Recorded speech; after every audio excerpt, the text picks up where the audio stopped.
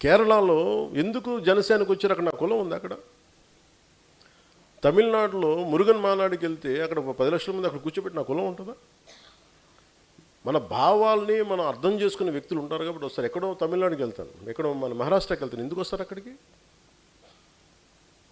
తెలంగాణలో కూర్చొని ఒక ఎంపీటీసీలుగా గెలుస్తారు, లోకల్ బాడీస్లో గెలుస్తారు. వాళ్ళు నన్ను వచ్చి కలవను కూడా కలవాల, కానీ జెండా పెట్టుకుని గెలిచేశారు, గుర్తుకు పెట్టుకుని గెలిచేశారు చాలామంది.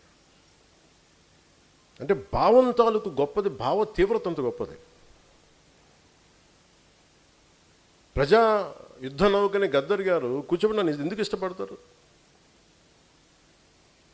ఒక దళిత కులానికి చెందిన ఒక మహాకవి, ఒక మహాగాయకుడు నన్ను చూసి ఎందుకు ఇష్టపడతారు? భావాన్ని చూసి ఇష్టపడతారు. ఇది అర్థం కాకుండా కూర్చోబెట్టి నువ్వు ఇక్కడున్న కొంతమంది నాయకులు ఆంధ్రప్రదేశ్లో నువ్వు కాపులకి ఏం చేసావు, కాపులకి ఏ రోజు నిలబడి నేను చెప్పాను అసలు? నాకు ఎంత విసుకొస్తుంది, మీరు ఎందుకు ఇంత దిగజారుస్తారు? నిజంగా వాళ్ళు ఒకసారి ఈ రోజున సభాముఖంగా వాళ్ళందరికీ చెప్తున్నాయి, మాట్లాడండి, మీకు కూడా చెప్పాలి. ఒకసారి మీరు అనిపిస్తారు ఎందుకు మాట్లాడమంటే, ఈ సందర్భాన్ని పురస్కరించుకొని నన్ను విమర్శించే కాపు నాయకులందరికీ కూడా నేను సమాధానం చెప్తాను. 12 సంవత్సరాల తర్వాత నా మౌనాన్ని వీడి చెప్తున్నాను.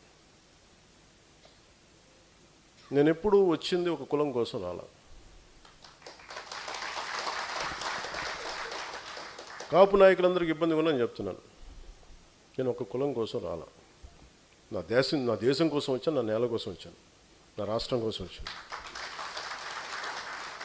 మీరు నన్ను ఒక కుల నాయకుడిగా పెట్టాలనుకుంటే ఒక పని చేస్తాను. నన్ను విమర్శించే కుల నాయకులందరికీ కూడా, కాపు కుల నాయకులందరికీ మీ గురించి ఒక చక్కటి వివరణ ఇస్తాను.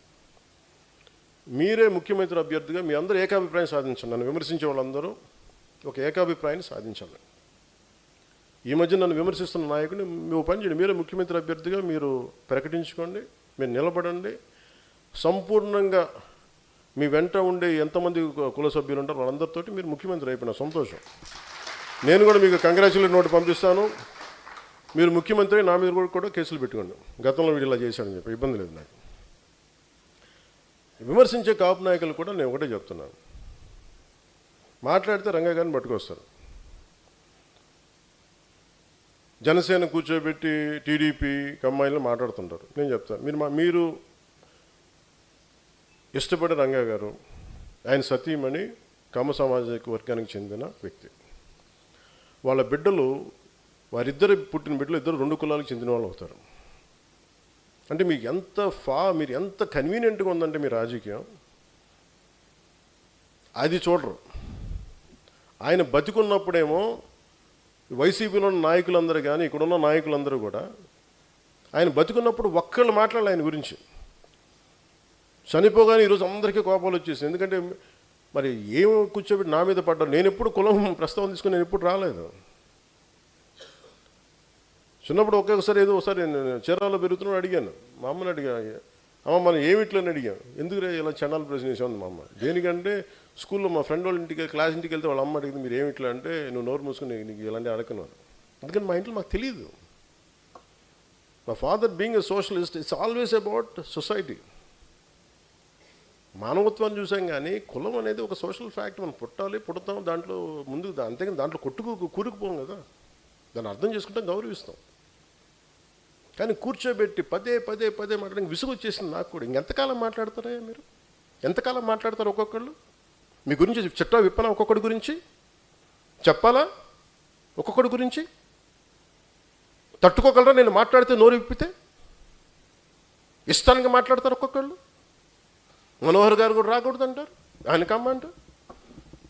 ఎన్నికైన ఎమ్మెల్యేలు అందరూ ఎవరయ్యా? కాపులు లేరా దాంట్లో? నా పక్కన లింగంనేని రమేష్ గారు ఉంటే ఆయన కమ్మంటారు. ఎక్కడో తెలంగాణను పెట్టుకున్న వ్యక్తిని చూసుకుని ఆయన కమ్మంటారు.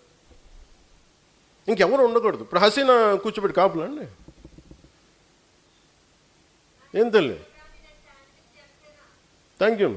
నేను చెప్తున్నా, అంటే నేను చెప్పేది అరే దాటి మాట్లాడదాం, కులాలు మతాలు దాటి వెళ్దాం, ఒకే అర్థం చేసుకుంటాం, మాట్లాడతాం, ప్రతి సమస్యను మాట్లాడతాం. అంటే కూర్చోబెట్టి ఇంకా తగ్గి నాకు విసుగు వచ్చేసింది. ఇంకా నాకు ఓట్లు ఉంటే ఉంటాయి, పోతే పోతాయి. కానీ ఇలాంటి పనికి మాలిన విశ్లేషణలు, పనికిమాలిన ఈ విమర్శలు పెట్టుకుంటే మటుకు చాలా బలంగా సమాధానం ఇస్తాను. ఇది ఫస్ట్ టైము, భవిష్యత్తు అందరి చేత ఇప్పిస్తాను, గుర్తుపెట్టుకోండి. మీ నోళ్ళు మూత పడే వరకు, ఇంకొకసారి నా గురించి మాట్లాడాలంటే మీ నోళ్ళు మూత పడే వరకు అందరి చేత మాట్లాడిస్తాను, గుర్తుపెట్టుకోండి. ఇంకా సభ్యత సంస్కారం కాదు అని చెప్పి నేను మాట్లాడలే. ఇంకా మీరు స్థాయి దాటేశారు. మీరు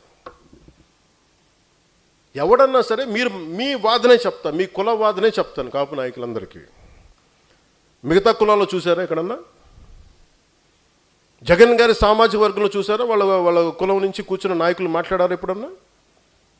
నువ్వు ఓడిపోతే నీ పేర్లు మార్చుకుంటాను ఎవరన్నా మాట్లాడారు? అట్లా ఎవరు మాట్లాడారు? మాట్లాడరు. చంద్రబాబు గారి గురించి మాట్లాడారు, నువ్వేం చేసావు కమ్మవారికి అని మాట్లాడతారో? మాట్లాడరు. మీరు మాట్లాడతారు. అసలు మీరు ఒకసారి లోపల ఆలోచిస్తారా? ఈరోజు మీ అందరికీ చెప్తా ఉన్నా, నా చుట్టుపక్కల చాలామంది నాయకులు ఉండేవాళ్ళు. కానీ నేను ఇప్పుడు ఉదాహరణకి ఈయనే ఉన్నారు, ఆర్ఎంఆర్ గారు ఉండేవాళ్ళు, జేడీ గారు ఉండేవాళ్ళు. ఎక్కడికి వెళ్ళినా, రాజమండ్రి ఎక్కడికి వెళ్ళినా, ఈస్ట్ గోదావరి ఎక్కడికి వెళ్ళినా జేడీ గారిని పార్టీలో చేర్చుకోవాలని, జేడీ గారిని పార్టీలో చేర్చుకోవాలంటారు. వచ్చారు, మెంబర్షిప్ పెట్టాం, వైజాగ్ పార్లమెంట్ ఇచ్చాం, ఓడిపోయాం. అతను సినిమాలోకి వెళ్ళిపోయి నేను వెళ్ళిపోతాన్నారు. మాతో పాటు తోట చంద్రశేఖర్ గారు ఉండేవాళ్ళు, ఆయన బీఆర్ఎస్కి వెళ్ళిపోయారు. ఇప్పుడు మీరందరూ 3,000 మంది, ఇన్ని వేల మందికి పదవులు వచ్చినాయి. ఎందుకు వస్తాయి? మీరు నిలబడ్డారు కాబట్టి పదవులు వస్తాయి. వాళ్ళు ఉండుంటే వాళ్ళందరూ రాజ్యసభ సభ్యులు అయిపోయాలేమో నాకేం తెలుసు, పార్లమెంట్ సభ్యులు అయిపోయి నాకేం తెలుసు. ఇవన్నీ వదిలేసి నా పక్కన ఆయన నిలబడితే కూర్చోబెట్టి మనోహర్ గారు సాగు కొడతా ఉంటారు నన్ను కూర్చోబెట్టి. నేను మీకు ఈరోజు చెప్తున్నా, నన్ను విమర్శించే కాపు నాయకులందరికీ నేను మనోహర్ గారిని పెట్టుకుంటాను. మీరు ఏం చేస్తారో చేసుకోండి. ఎందుకంటే అలాగే మీకు నా పక్కన రమేష్ గారు ఉన్నారు. ఆయన ఎందుకు వచ్చారు? నేను గెలిచినప్పుడు రాలా. 2014 తర్వాత నేను కులాల ఐక్యత అనే ఒక సామాజిక సత్యాన్ని ఆయన అర్థం చేసుకున్న వ్యక్తి. ఆయన అన్నది ఏంటంటే, మేము విజయవాడలో మేము గొడవలు చూసాం సార్, కులాల మధ్య వ్యాపారం అన్ని అంటే మానవ సంబంధాలు దెబ్బతింటాయి. నాకు మీ భావం నచ్చింది నాకు, అందుకని నేను మీకు అండగా నేను ఉంటాను సార్. నేను పాపం ఆయన నా పక్కన ఉన్నప్పుడు నేను ఎప్పుడు టీడీపీ సపోర్ట్ చేసిన, టీడీపీతో గొడవ పెట్టుకుని ఆయన పక్కనకి వస్తే అందరూ ఆయన కూర్చోబెట్టి ఆయన సామాజిక వర్గంతో తిట్టి ఈరోజు కూర్చోబెట్టి మాట్లాడితే పాపం నేను వచ్చినప్పుడు ఆయన నాతో పాటు ఉన్నప్పుడు నేను టీడీపీకి వ్యతిరేకంగా, టీడీపీకి నేను ప్రో లేను. 2019లో ఆయన 14-15 తర్వాత నేనంటే ఇష్టం ఆయనకి వ్యక్తిగతంగా. ఎందుకంటే ఆయనకి నేను హీరోగా ఇష్టం, ఆయనకి నా సినిమాలకైనా అభిమాని, నాకు అభిమాని, పొలిటికల్గా నా భావజాలని కూడా ఆయన అభిమాని. ఆయన కూర్చున్నప్పుడు నిజంగా కనుక ఆయన వీళ్ళు ఈ కాపు నాయకులు చెప్పినట్టుగా ప్రభావితం చేస్తుంటే నేను 2019లో కూర్చొని టీడీపీతో ఎందుకు కూడా పెట్టుకుంటాను? అంత మాత్రం కామన్ సెన్స్ మీకు లేదా? కాపు నాయకులందరికీ, మాట్లాడే వాళ్ళందరికీ. ఇంకా మీరు ఎక్కడో చోట నేను చెప్తున్నాను, మీరందరికీ ఇలాంటి కులాల గురించి మాట్లాడినప్పుడు మీరందరూ సాధకులందరూ ఏకబిగిన మీరు మాట్లాడు, సామాజిక మాధ్యమాల్లో మాట్లాడండి. నేను ఇప్పుడు మీకు చెప్తున్నాను, మాట్లాడండి బలంగా. జనసేన తాలూకు మూల లక్షణం పోరాటం చేయడం, అన్యాయం మీద, ఒక అభాండం మీద పోరాటం చేయటం. మీరు మెత్తబడిపోయి కూర్చోబెట్టి అలాగ మెల్లిగా అని కూర్చోబెట్టి బండ గణేష్లా ఉండకండి. మీరు అందరూ గట్టిగా ఉన్నాను, అభిప్రాయం చెప్పండి బలంగా. ఎందుకంటే చెప్తున్నాను, నేను కొన్ని నిర్ణయాలు తీసుకుంటాను. నా దేశ సంక్షేమం కోసం తీసుకుంటాను, మన దేశ సంక్షేమం కోసం, లేదంటే మన రాష్ట్రం కోసం తీసుకుంటాను, మనందరి భవిష్యత్తు కోసం తీసుకుంటాను. నేను మళ్ళీ చెప్తున్నాను, మీరందరూ కులాల చట్టాల్లో కూరుకుపోకండి. కులం అనే సామాజిక సత్యాన్ని గుర్తించండి, మతం తాలూకు గౌరవాన్ని పాటించండి, మీ మతాలను ఆరాధించండి, ఎదుటి మతాన్ని గౌరవించండి, చట్టాలను గౌరవించండి. అంతేగాని కూర్చోబెట్టి మనమే వైలేట్ చేసి మనమే తిట్టేసుకొని ఇంకా సమాజాన్ని విడగొట్టిన చండాలను చాలు. కలపడం మీద దృష్టి పెట్టండి. అందరూ సాధకులుగా నేను ఇచ్చే మీకు సలహా, నేను మీకు ఇదే.